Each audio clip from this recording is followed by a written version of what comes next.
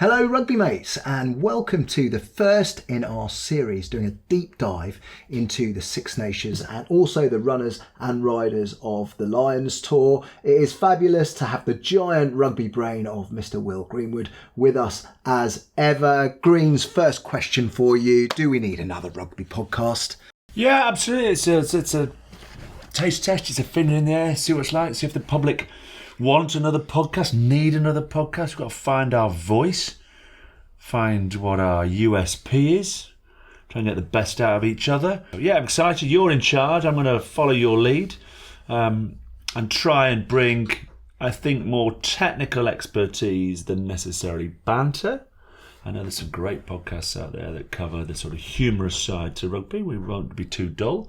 Then there's others that really go into the technicalities of scrummaging and line out. We might stay away or touch on that sort of aspect. And somewhere on that giant spectrum, hopefully we'll find a position that's popular, interesting, and allows people, I think that, what's the purpose of listening to this podcast? I would say to be able to listen to this podcast and then join in any pub conversation about the Six Nations and be able to feel part of it, included and contributing to what everyone's talking about over a bevy. I love that. Greens, one of the things that I love about you in terms of you and your rugby story is just how you're involved in lots of different things. I mean, you spoke to me this week about some journey that you had with the under-20s. You coach at Maidenhead at Grassroots. So just give, I guess, everyone a little insight as to all those different parts of the game that you touch. Born and raised in education, mum and dad teachers, born and raised in sport. They both parents had different sports that they were Jedis at. Mum sort of golf, tennis, dad cricket, rugby. I'd say I've not missed many internationals between first tier nations since finishing playing the last 20 years watching. I might occasionally scroll through times 12 or perhaps Newcastle Gloucester on a Friday night, but watch it all, love it all, stay connected with the elite coaches, the junior club coaches, go down my local rugby club, stay connected with CEOs of sport, not just rugby, but across different sports. Love learning about what makes great teams tick. Love my sport, got a passion for it. Anyone who wants to get better, I will work with. I'm an avid watcher. I am hugely excited about this Six Nations on the back of all the things I've said to you there, because I think it's hugely competitive. I'm just going to take you out of Six Nations for another question for you, because one of the joys of being mates with you, watching you within the game for a long time now is, I'm blowing smoke up his arse here, is I think you're one of the great brains in rugby. And I often get asked, well, why is Will Greenwood not, professional coaching? Why is he not doing this and that? He's down at Maidenhead, committed every week. And so what's your answer to that question when someone recognises your great IQ within the game, and goes, hang on, Greens, you're wasted there. What's the answer to that? The answer to that is you finished playing rugby in 2006 as a professional player. Like a Damascene moment, you sort of go left or you go right, and you either leave the game completely. I mean, it's a probably three-pronged capacity. You either leave the game completely, which a lot of players do. They never want to touch a rugby ball again. You go to the media, or you go coaching. And I sort of moved into the media side, which distanced myself. But I hope by the continued learning I've done within the game and the amount of times I'll go and watch. I went to watch England under 20s train on just before the Six Nations started. And just constantly learning and trying to stay relevant. If I'm going to come on here and talk about why I don't think England should blitz, one of the argument might be, with that old fella, he played 20 years ago. No, I've been on a pitch with the next generation of players and I've watched England train and I've worked with Razor Robertson and I've worked with these people and I chat to other international coaches about what's going on. Whether or not I played 30 years ago is a completely irrelevant fact to the point that I'm an absolute student of the game and understand what it's doing. to answer your question, why aren't I involved in it? Because I don't feel the need to be involved at Premiership level or international level to enjoy the sport I do. I love the life that I work in the commercial world. I love the life that Rugby Mates and Telegraph and Sky, I'll be doing the Lions with Sky in the summer. I love that level of content or commitment to rugby. And then I love Tuesday and Thursday night down my local club, dealing with superstars, wonderful people, the occasional muppet. That's life. Yeah. Yeah. And so that's where I am. Have I shut the door? No, I'm 52. If I was going to go coach, I've probably got to do it in the next 2 or 3 years. Still considering it, still weighing it up, still doing all my prep, still practicing, still trying new things out on different people, still coach whispering, still approaching international coaches, talking about how they're seeing the game, going to see club coaches. So... yeah, that's where I'm at. I hope that's not vague. No. I love it, and I think for people that are watching and listening to this, that is why this podcast is worth listening to, and it's why I love listening to you about rugby, because I think your position is very unique, as you've articulated there, which I think is great. So let's get us back to the point of this podcast, which of course is the Six Nations. Yeah, and I'm just going to talk to you about, I suppose, a fan's feeling at this time of year. I mean, Greens, I am proper excited about the Six Nations. This tournament feels that the most open for a number of years. I genuinely feel that we could have any one of 4 teams finishing top of the pile. What's your Great take summary. on that feeling? Absolutely spot on. I think you'd be right. I'm assuming the 2 you're not including would be Wales and Italy. Oh, they are, yeah. The headline for me, watching Toulouse play right now, is I think France are the best team in the Six Nations. Why am I not sticking my mortgage on them winning the Six Nations is because of the nuance of the Six Nations, where you don't go home and away. And their fixture list has them going away to Ireland and away to England. And they put 50 on you last time they went to Twickenham. Yeah, I know, but we beat them last year, except for we didn't beat them. A Ben Earl penalty given away in the 86th minute. Yeah, it cost me a few bob. Me too. I went big on England, and the positivity with which England played in France. It wasn't in Paris last year, was it? Because they were getting ready for the Olympics. But there was no Dupont. But Toulouse, the way they're playing is extraordinary. But they go away they got 2 massive away games. So you start to look at the little intricacies of where the fixture list lies, and you find yourself going, well, there's an argument for Scotland. England have 3 big home games, and one is the 2 away, one is Wales. So massive opening weekend against Ireland. Infinite possibilities of where this Six Nations goes. So I'm normally much stronger on who I think will win the championship. If I had to come down and stick a couple of quid somewhere, I just feel with Ireland having home to England and France, I'd probably come down on Ireland. I'd be reasonably confident that no one wins a Grand Slam this year. I know that the bookmakers go Ireland, France, England, Scotland, and they put Scotland in 4th, and I think there's real value in Scotland. You'd sort of feel with those boys, if not now, then when? In Lions year, this is such an opportunity for them to grab. So what we're going to do now is we're going to get into a little bit of analysis of each and every squad, maybe a little headline on the coaches as well. And let's start with the bookmakers' favourites for the Six Nations, which is Ireland. I mean, the headline here has to be about Andy Farrell not being in camp. It has to sort of put his Tommy Cooper hat Ireland coach to one side and now watch it with a neutral brief. Ireland are right at the top table of international rugby. Their test match win in South Africa in the summer was sensational. They bounced back from the All Blacks game. At the heart of that, you feel a lot of that comes from not just the content that Farrell delivers, but the delivery of his message.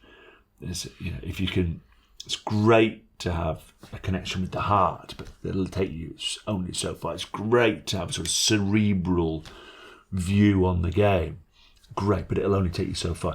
If you can find a way to connect the head with the heart, that's what the great managers do. It's what the great coaches do. The sort of technical detail and finding the right units rather than the best individuals, but then you have that ability to pull on the heartstrings at the right time, to press the nuclear button when you need to press it.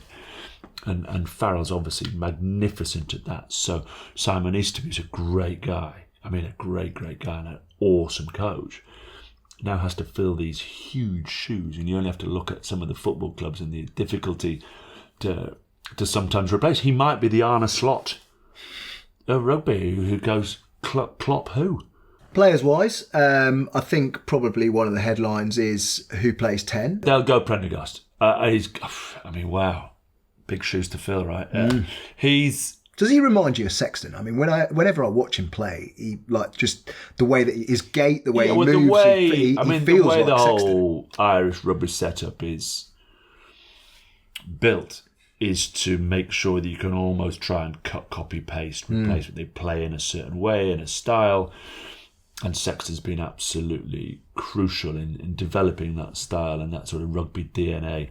So therefore, if you lose him, you want to try and get someone who's as close to the previous legend or exponent of that particular style of game.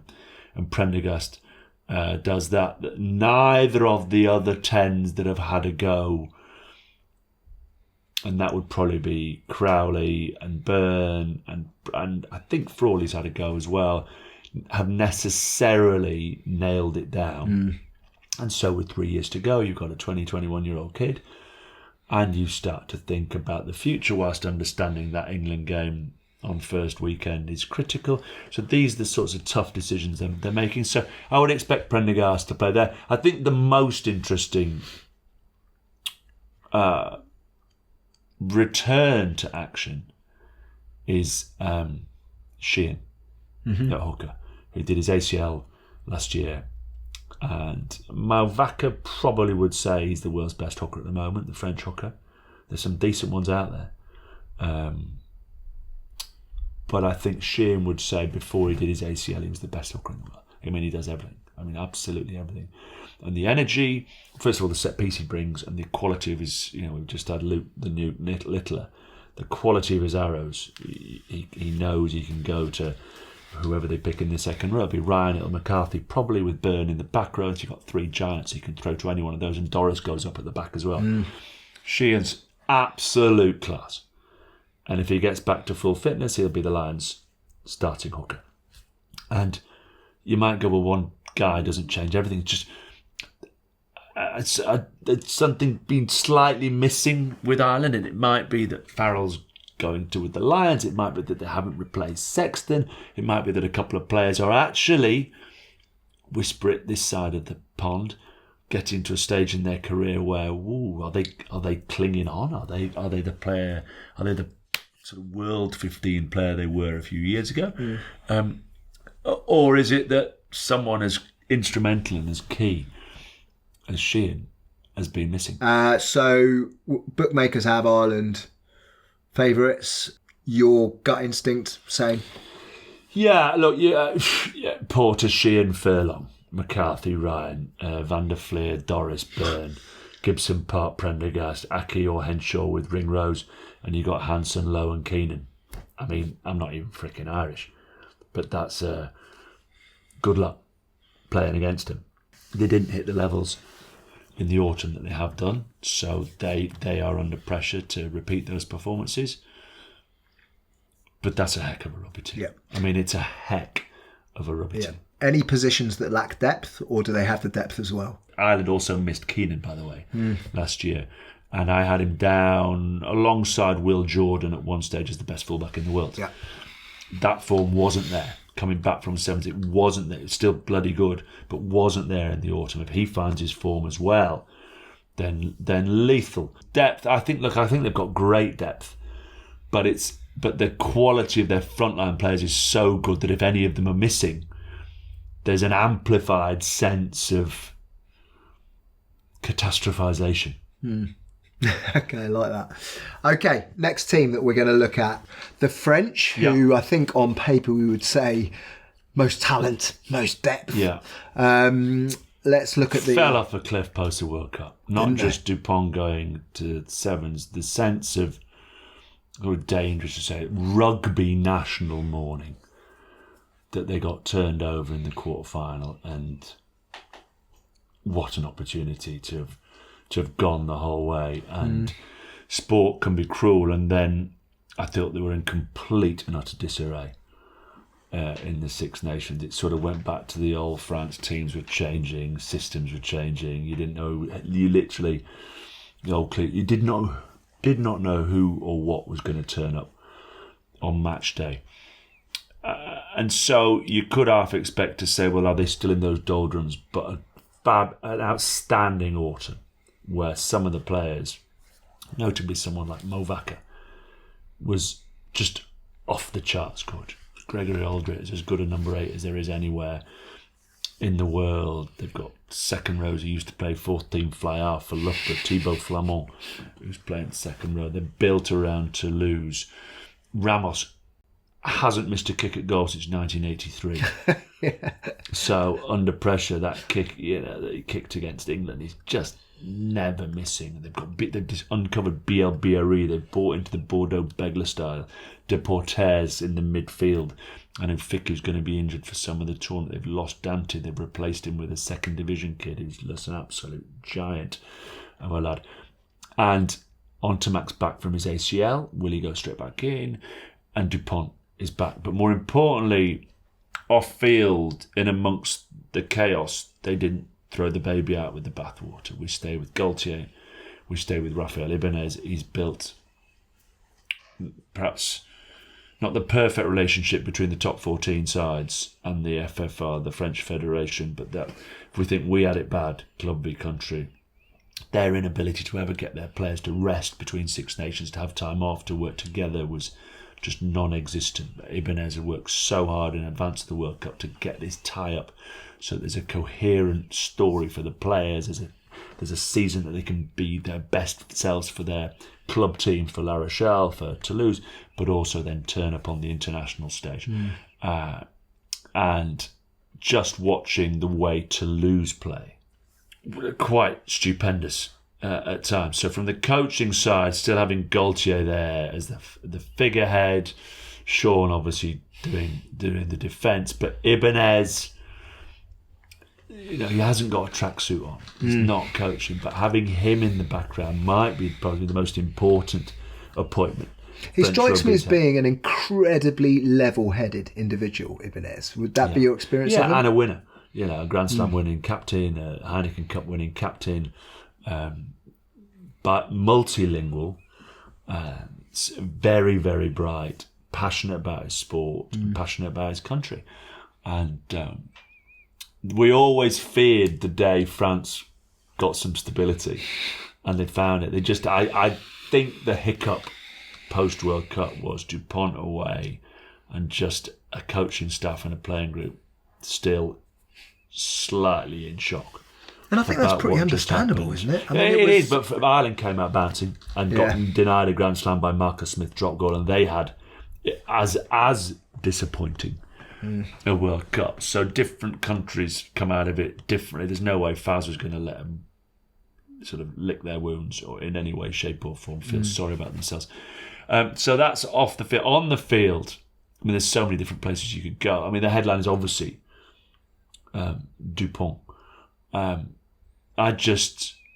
probably go, you got to watch this kid Miafu in the second row, who's, I think they say 6'7", 130, 135 kilos. So you sort of think he might be an Olivier Merle style player that doesn't actually move.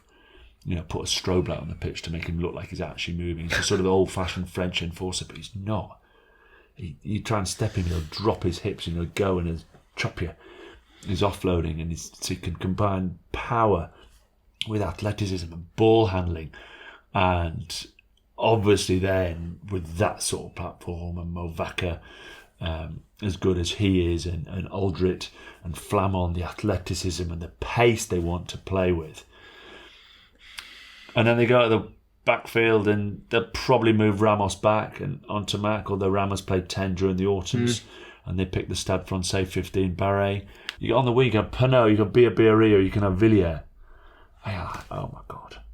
They're just, the talent at their disposal is huge. Why have I not picked them to win the tournament? Because in odd years, they have to go to Dublin, they have to go to Twickenham. And you go, well, they can win there. Yeah, I know they can win there, but that's just my reticence to go all in on France.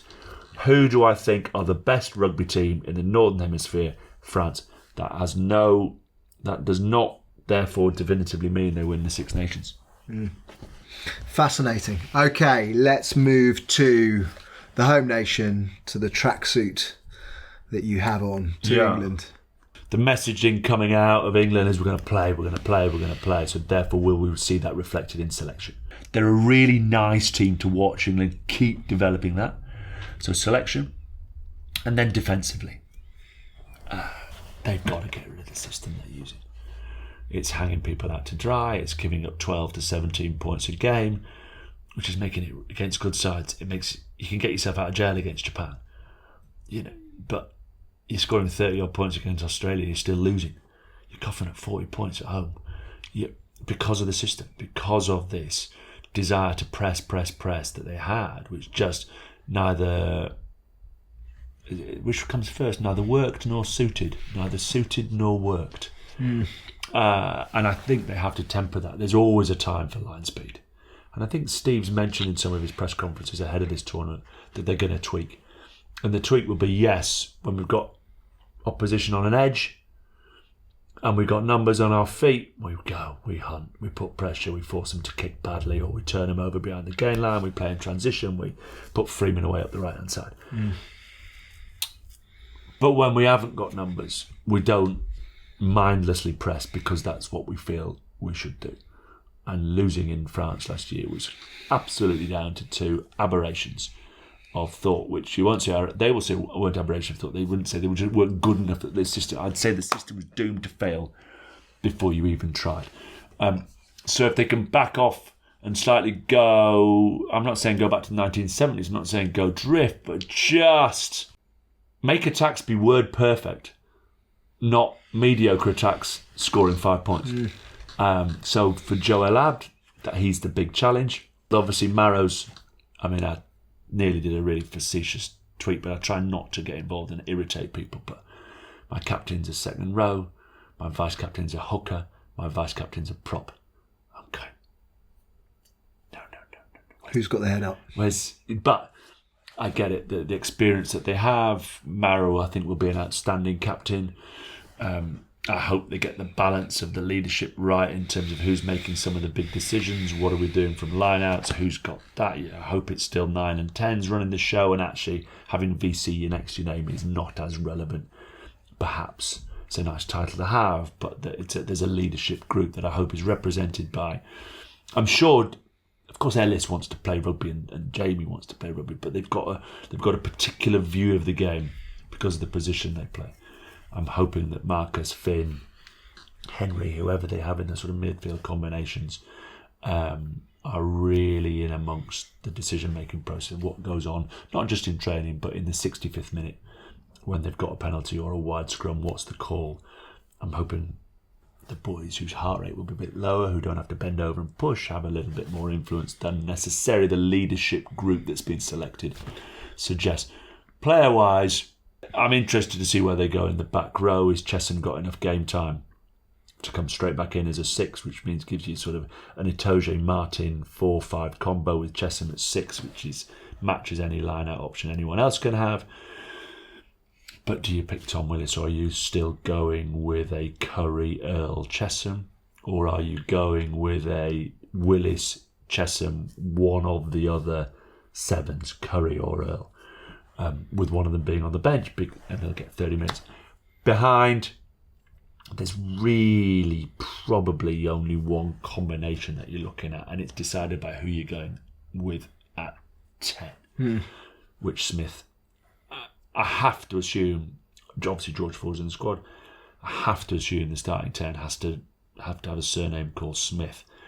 and where does he go? And I would totally understand the argument that says I picked Marcus at 10 and Freddie at 15. Freddie's been playing much better offensively, added to his game, still the king of the air. And Marcus is the magic man. But personally, I side with Finn Smith, who I feel can get more out of the rest of his back line. That doesn't mean I drop Marcus. I take the rather on-me selection of picking people out of position and go, I think his shot-stopping ability, i.e. his last-ditch one-on-one tackles, Marcus is outstanding. His counter-attacking is brilliant. His kicking game is superb, and he's very, very good under the end of the high ball. I probably have two Smiths, Mr. and Mr. Smith, in my team. Fascinating to see where he goes, and I think those are the interesting things to look at with England. Alex Mitchell has to start at 9.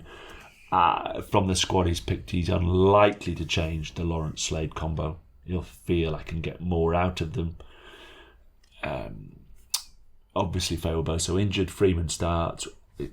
Stewart or Smith at the back, and probably, have I mentioned Freeman? Yes, might pick Murley. Slaito will play because he finds his way to a try. Quick question on the captaincy. Obviously, Maro's been picked. I'd have had him 2 or 3 years ago. Yeah, but I'm quite interested in the psychology between those club mates, the England coaching team, the players. Like, is it water under the bridge for those lads, or I've read quite a lot about Jamie George feeling really let down.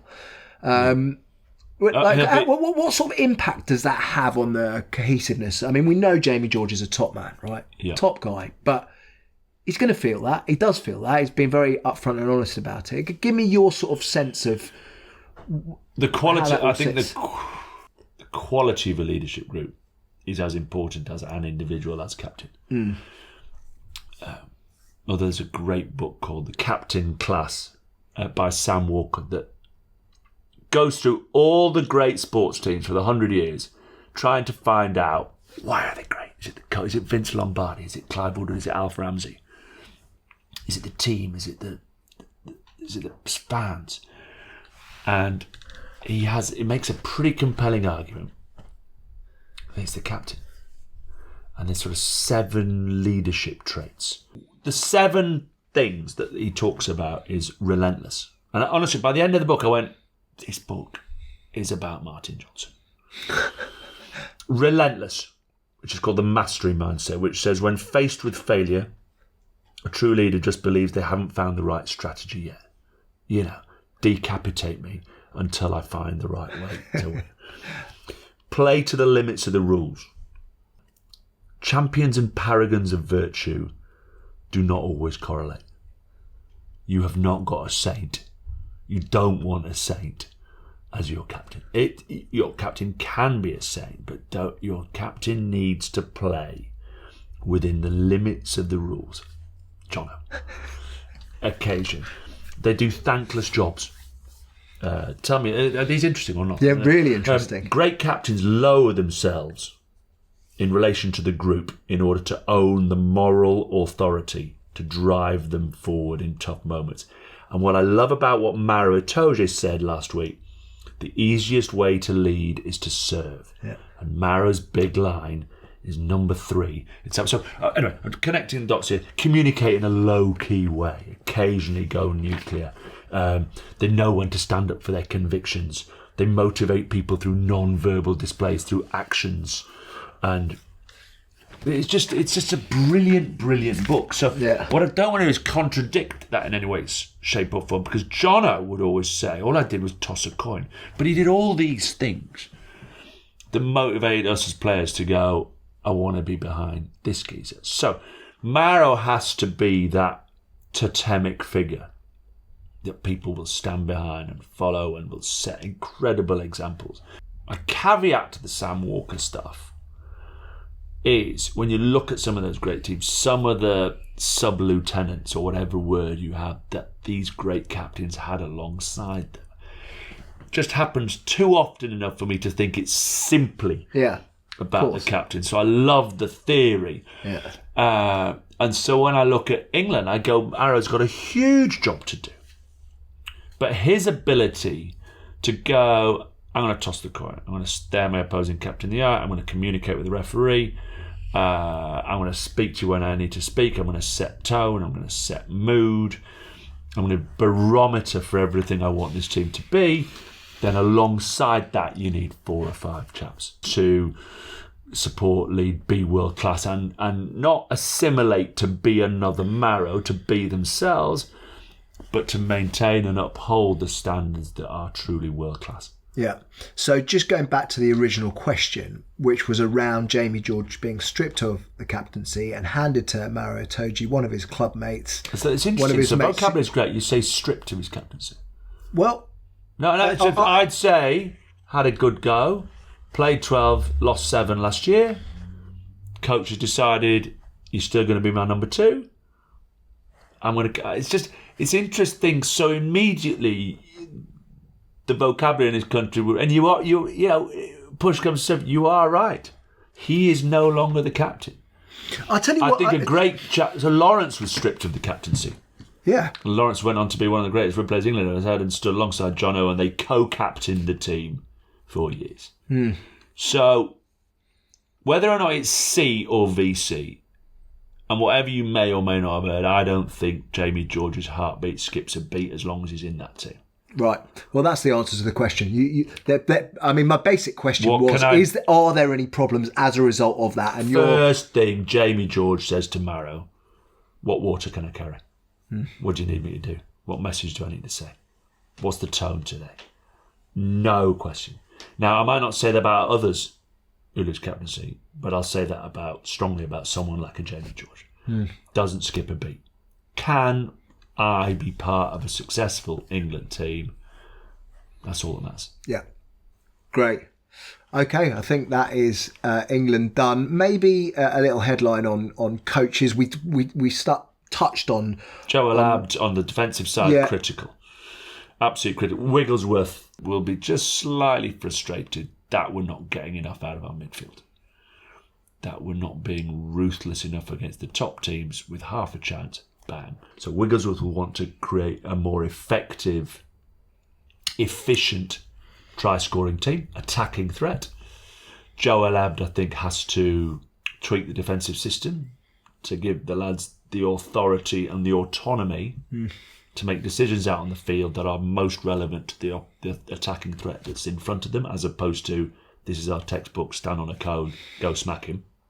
And then Steve Borthwick's biggest challenge is selection. And so his challenge is to pick combinations that work better than they did in 2024. Yeah. Because you lose in Dublin, you get turned over by DuPont's France, and Scotland roll into town, and Finn Russell has one of those days. Like, what happens next? Tune in on February the 25th. And say, I don't think that will happen, but... You genuinely don't. They are under a huge amount of pressure. Yeah. Huge amount of pressure. But we don't, I think one of the dangers is here, they know they're under pressure. We know they're under pressure. I don't think there's any need to hypothesise about why. Just lets the water flow. I'd like us as a pod not to be clickbait. Not to, well, if England lose 3 games, you've got to sack Borthwick. He hasn't lost 3 games yet. No. So I think the world communicates now in a way that, tell us what's going to happen if that happens. Can we just enjoy today? Or can we just enjoy the first Six Nations game? Before we start sacking someone. Yeah. Or talking about the threat of sack. And who we're getting in next. That's sort of how I would like this pod to go. We've just said no clickbait at all. I suppose, and I hope this isn't clickbaity, but I suppose my perception... Well, we are opinions, but we're exploring opinions on what we believe to be sound rugby fact as opposed to... Absolutely. But I think, and this is me trying to be very dispassionate about it and analytical, I think I would struggle at the minute, given England's current form, to be positive. Well, no. I am positive. I think we've, I think we were fantastic. You can't against... have a but then. No, we were. Well, there's some nuance here. Right? Okay. I think we were fantastic against France in the last game of the Six Nations, and narrowly lost. Brilliant performance against Ireland. Autumn, obviously, summer tour, first of all, very close to beating the All Blacks, but we were the wrong side every time. But the fact is, the first 2 Six Nations games, we go away to Ireland, one of the best teams in the world, I don't honestly believe that we are favourites within that game. And I think, given what happened in the Six Nations last year and the year before against France, I don't think that we are favourites against France either. And so I think it is infinitely conceivable that we go against Scotland 2 losses down, but having played perhaps quite good rugby. Yeah. And I suppose... Well, let's explore that 2 junctions down the road. Yeah. Okay. Yeah. And I see, and you're right. And that's the point. No, and the discussion, clearly I was out on social media and was supportive, or I wanted both sides of the discussion to be heard in relation to Bill Sweeney. So I have reasonably close connections with Bill, and one of the conversations we had last year was after they got beaten by Scotland, was like, you could get to the end of the year with this fixture list and only win 2 more games. Unbelievably, they did only win 2 games, Japan twice, and yet I loved watching them play. Yeah. And that's sometimes that sort of contradictory message of, I really enjoy watching these lads play, but it's so infuriating, and some of the substitutions and some of the snatching defeat from the jaws of victory has been massively infuriating. Yeah. But I mean, and you showed that on the socials, right? But I'm still positive about England. And by the way, this isn't someone that's always been positive about England. There were times when I thought we were going to get absolutely panned here. I just don't see that at the moment. Yeah. I don't necessarily see us winning, but I see a backbone, I see a collective, I see enough talent and attacking threat to make us a dangerous side. Not top 4 in the world yet, but a dangerous side. Yeah. With 3 home fixtures, which then put all those into the melting pot, gives England half a chance of winning a trophy. Come on, England. Quick question on Bill Sweeney and the backdrop there. So does that scenario have any impact whatsoever on England? Like, do the 2 things link in any way, shape or form? Performance on pitch? It's a one-way street. Right.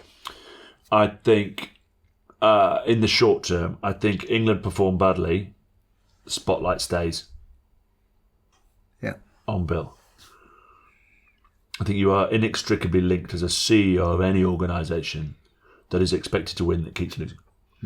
Add in other elements that have been discussed from here to Timbuktu, then life becomes difficult to control the narrative and the messaging about the good stuff that's happening. So you're just not hearing that good stuff. In the short term, what happens off the field doesn't impact Borthwick and his boys. Yeah. Flip side, I think it can have the ability to impact boardroom in short term if play continues to be poor. Yeah. Or if play continues to result in defeats. Yeah, understood. Okay, we are moving on now to Scotland. My tip for the tournament, actually, I feel that this is their time. And you said it at the start of this podcast. If not now, when? 3 home games. Open it with Italy at home. Got Wales at home. Ireland at home. Decent. I don't think, did they last lose at Twickenham in 2017? I think they got beat by 60. If you'd said to someone in 2017 that England will be arriving at Twickenham in 2025 without having beaten Scotland again, you'd have got 1,000,000 to 1, having put 60 on that day. The turnaround is huge, and then they go to Paris on Super Saturday. They go to Paris on Super Saturday. I've got to feel, maybe not with a Grand Slam on the line, but with a chance of winning the title. Yeah. Gregor, I loved playing with him, against him. What fun we've had. Like-minded soul. Disagree on a few things. Share some notes. I've done for years. Brilliant thinker. Went to brave enough to go. Did an MBA. Done his coaching. This isn't a bloke who's been, you're one of Scotland's greatest, you can be coach, have a go, see how good you are. Travelled around the world, explored different ideas, remains relatively calm, had to find a way through the Finn Russell gate. Which he did successfully, right?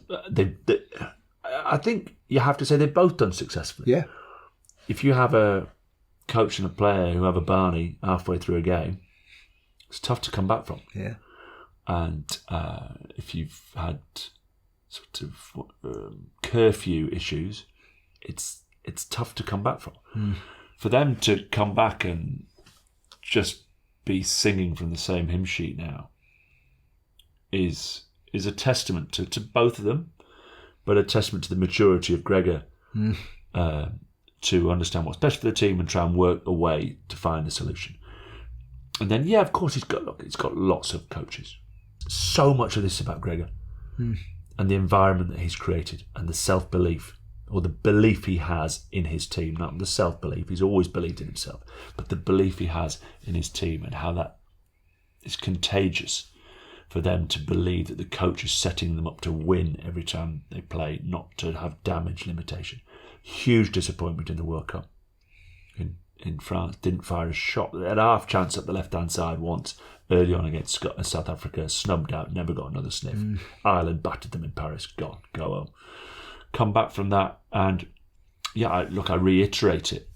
I think there's a huge game on the 22nd of Feb, which is England-Scotland at Twickenham, and I think that's a moment where 10 English lads could go on a Lions tour with 5 Scottish, or Scotland play well again, and 12 Scots go, and 4 English go. I know Farrell will look at it as more than just one game, but that, in a Lions context, England-Scotland, 22nd of Feb, is massive. Can I just give you the reason that I am very buoyant about Scotland this year? And it's actually to do with the personnel, but also Glasgow. The Glasgow story, I feel, is important to Scotland in the sense that obviously they won the URC. They've competed very well so far in the European Cup. Yeah. And then you add in the likes of a Kinghorn who's playing it so well at Toulouse. And it suddenly feels that this is a team who, whilst on the international scene, haven't won anything yet. Yeah. They're starting to understand what winning is. Yeah. And that breeds confidence. Would you go along with that? Absolutely concur with that. And there's the little bits and pieces that they're adding to their game, that the depth in the squad. Luke Crosby's back from injury, to name one, that adds more ballast and power to their back row that's already got Darge, that's got Ritchie, that's got Fagerson, Dempsey. Yeah. So you've got 5. That's real depth. Yeah, sometimes we can overcomplicate it. It's just a bloody good team. Who do the bits and pieces really well, and who've got a 10 who doesn't rely on rabbits out of hats, because he actually plays. His risk reward now compared to where it was, his risk reward radar, when to throw, when not to throw, is absolutely on point. He still occasionally throws one, you go, cool, but the amount of times he now gets picked off or throws a daft one and you're back under the post, and he's got that smile on his face, which is his natural reaction. The guy just doesn't care. It's just the way he reacts. With a 10 who plays for the team but also has an ability to just do something crazy. And I think the combination of Kinghorn playing at fullback with Russell at 10 means Russell can just go to the line, and at any stage he can just pull one out of the back and Kinghorn will bail him out. That ability to get nose to grill with opponents and yet have an ability to mitigate the cost of failure makes them dangerous. I don't think before they had a fifth gear, and when fifth gear didn't go wrong, it was at wheels going everywhere.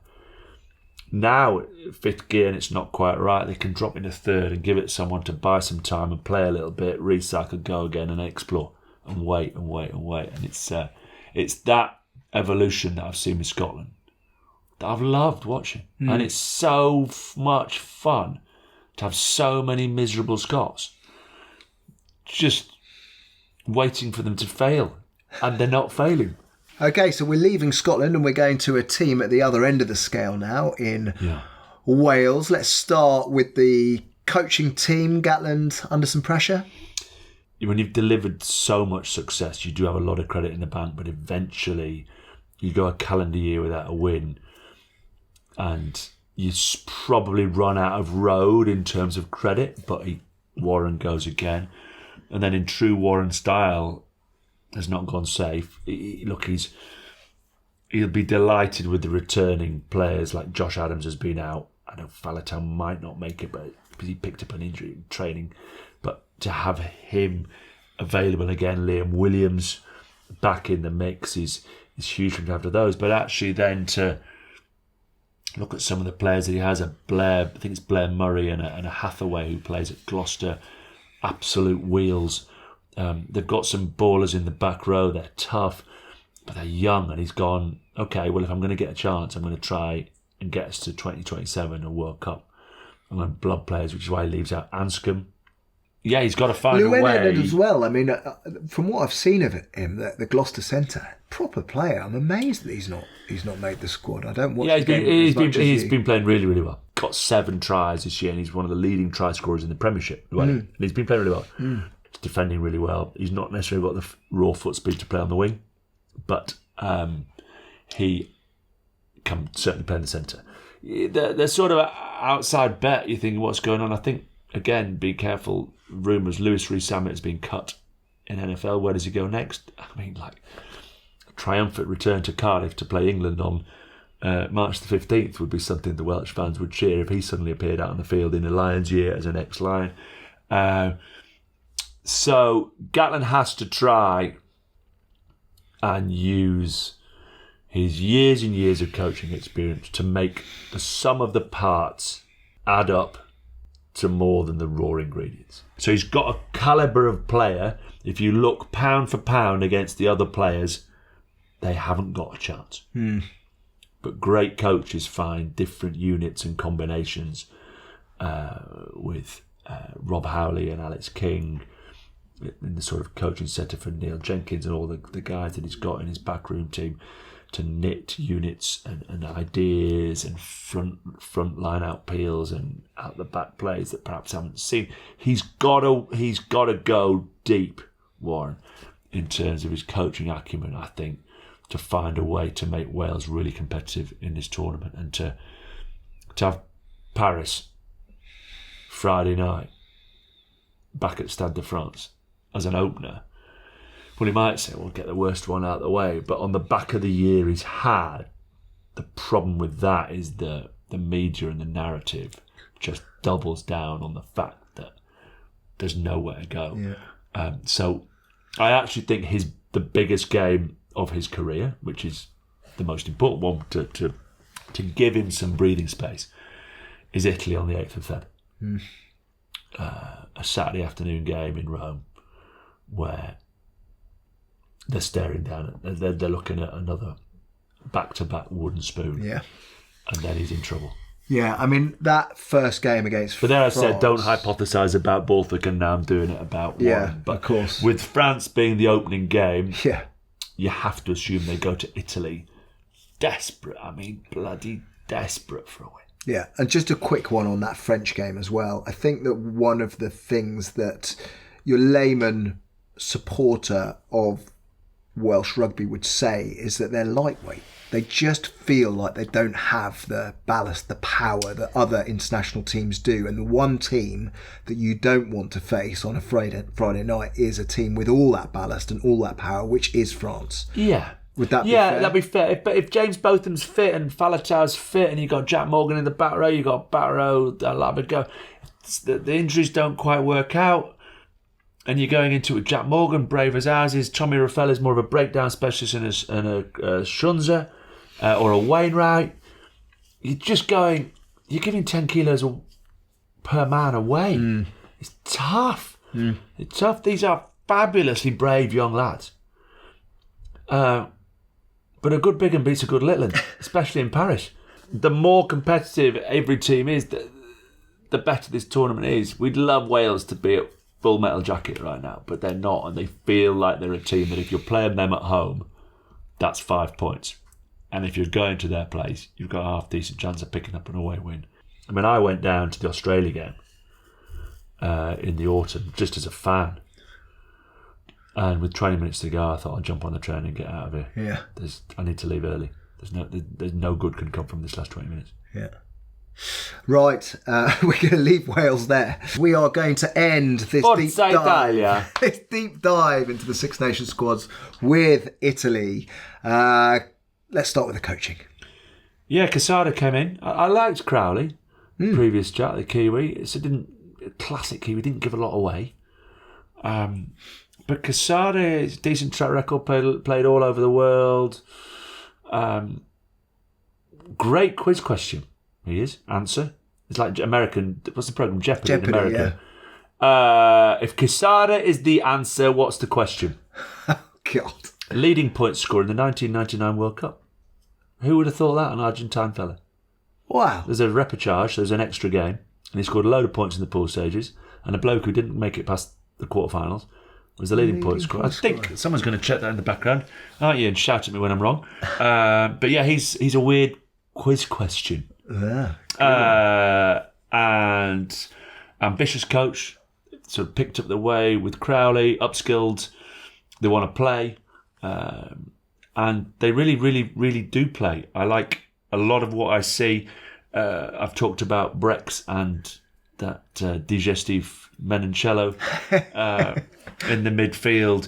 They've got obviously Capowazzo out there, but with Garbisi flying around at 10, they're ballers. They play from deep. They explore before they kick. They're one of the teams who know that if they play in the classic format and play against the big teams and the experienced teams and the top teams of the world the same as them and try and match them, but over 80 minutes they're more likely to lose them, so they've got to be slightly disruptive, keep the ball in play. They're enjoyable to watch. Occasionally, you like kick it. It's a bit like watching Bristol sometimes. Just kick it. It's no harm. You are allowed to kick it, but they stick to their style, which makes them great fun to watch. Their captain Lamar is as brave as anyone. Negri, the power, the dynamism, Vincent, the Canoni boys, and up front they pack a punch and they win their set piece. So it all comes down to fixtures for Italy, and they'll be delighted. Yeah, they got Wales at home. They'll say, where we got Wales this year? We beat them last year in Cardiff. Where we got them this year? Where's the one scalp? Where's the low hanging fruit? So there's there. After that, they've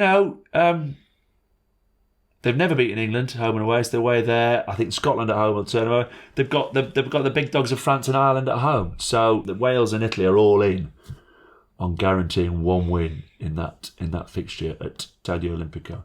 They're a decent rugby team this year, so I wish the Azzurri all the best. Great.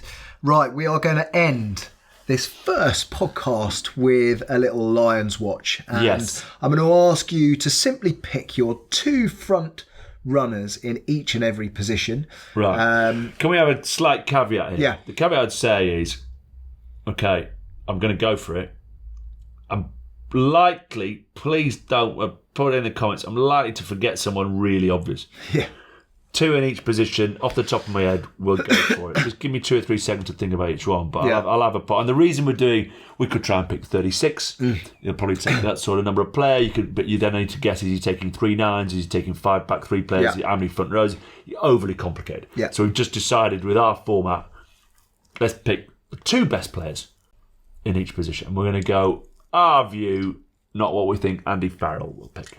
Right. Okay. Love it. Okay, well, let's start with the props. Loosehead. Let's go. We're going to start with number 1. Yeah. Andrew Porter, and nips in at second place, Ellis Genge. Hooker. Sheehan. I like Ashman. Sheehan and Ashman. 3. Furlong, Fagerson. Xander Fagerson and Furlong. I think Will Stewart's got a sniff. Yeah. Okay, we're going to go obviously with 4 players in the second row. McCarthy, Itoje, George Martin. I'd put Gilchrist in there. It just sneaks out James Ryan. Okay. Back row. Let's start at 8. Caelan Doris and Tom Willis. 7. Van der Fleer, Darge. 6. Tag Byrne, because of the options it gives him, does he end up with Ollie Chesham? Does Chesham come from nowhere? Who am I missing out? Well, Earl hasn't made it. Yeah, and his flexibility across the back row. Nice one, I'll take that. Yeah, okay. Earl gets in with Tag Burn at 6. Okay. 2 6s. Nice. Jameson, Gibson Park, Thomas Williams. Easy. 10s. Finn Russell, Marcus Smith. Marcus not 50. I think Finn Russell goes. Marcus Smith goes on the tour. Yeah. I think I genuinely believe there's an outside chance that Finn Smith makes his tour. But I'll go Finn Russell, Marcus Smith. 12. I'll do the centres. 4 centres. 4 centres. Tuipulotu, Ringrose, Jones, Henshaw, Aki, or Lawrence. I would go Aki.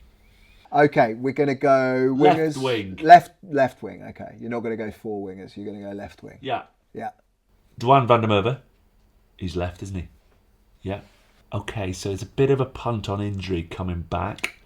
And I might throw in Emmanuel Feowaboso. Right wing. I take Darcy Graham. Just point of difference. Just love him. Mm. And then you've got Matt Hansen, Tommy Freeman, Josh Adams. Does Josh Adams just nick it as a second right winger? Yeah, I think so. He performed well in South Africa as well, didn't he? I feel Freeman's got a chance because of his ability to cover centre and wing. So, okay. But we're not playing that game. No. We're not playing 36, we're playing 2, you picked me to 2. Yep. Fullback, Blair Kinghorn and Keenan. Uva left out there. Freddie Stewart / Marcus Smith. Marcus Smith is already in if he's playing 15, and the Welsh fullback is probably Liam Williams. And the England lad that's injured at the minute. Oh, Furbank. Furbank is a proper player, isn't he? I mean, I just love him. Yeah, so he's going to miss most of Six Nations. The way the autumn series went, I might pick slightly myopic Furbank over Keenan, but we don't know when he's going to be back, so I'm going to go with Keenan, but starting Blair Kinghorn. Yeah. Finn Russell to kick goals, win the first 2 tests, win at the MCG, go home, maybe get turned over at Sydney in the 3rd test, but win the series 2-1. There we go. So that, ladies and gentlemen, concludes the first of our Rugby Mates podcasts. I hope you've enjoyed it. Subscribe, like, do all the things that you have to do with a new podcast. Where's it going? I've got no idea, Chris. Right, okay. Absolutely not. And how do we decide idea. whether we're doing a second one? How many views has it got to get? Good question. I think it probably depends more on whether there's anyone that wants to sponsor this. Right. Yeah, true. We could do with a sponsor. Yeah. I think we're gonna. The idea is that The we get amazing some thing great is, if guests we haven't in. got a sponsor, we're going to have this chat on our own anyway in the pub as well, aren't we? Well, we will. Yeah, we'd like you to join us. Absolutely. But I think the idea as we move through the Six Nations, we are hoping to release each and every episode on a Tuesday. So Tuesday after the weekend's action, we will get in here, record the podcast on a Monday afternoon, release it Tuesday afternoon. Above my head. I'm not doing any editing. You'll do the editing. I've done my bit. And hopefully we will build some traction, and you enjoy what we do. It's been a pleasure. Fandabidozi. Oh, I said my missus hates that. Literally hates it. I'm trying to get it out of my language. I like it. Oh. So yeah, my missus is not running off with Campo versus Caro. Yeah, Caro and the angry little Mexican. Caro wins.